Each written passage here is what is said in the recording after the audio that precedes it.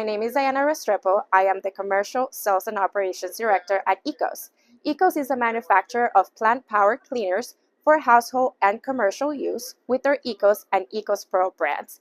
We have been in business since 1967, making us a leader in green chemistry for over 50 years. We have certifications like EPA Safer Choice, USDA Biobase, NSF, Leaping Bunny approved for our products, and we make our products in a sustainable way at our 4 manufacturing facilities that are all zero waste, platinum certified, carbon neutral, and water neutral. How do we help people find cleaning products that perform well and contain safer ingredients? We partner with the EPA Safer Choice certification program, and all of our ECOS Pro product portfolio is EPA Safer Choice certified.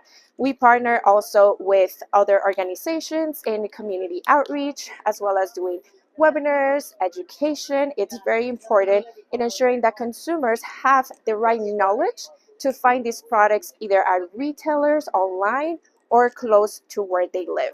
What can the industry do to promote healthier and sustainable cleaning practices? I'm going to borrow a line from our Chief Innovation Officer. Pencils never down, beakers never empty. Education is never going to be complete. We need to continue to educate the consumers in the commercial space about the availability of these products. EPA Safer Choice certification is amazing because not only does it bring trust to ingredient safety, but also on the efficacy of the product. The product needs to work in order to be certified. And also to continue to innovate. We innovate with our raw material suppliers, we innovate on our formulations, we're always making our products better. And also partnering with our retailers and our distributor partners to ensuring that these products are available. All of the products that we carry, from laundry detergent, dish soap, all-purpose cleaners, hand soap, making a broader array of products available for you to use at your hotels or your facilities, your offices, manufacturing, etc.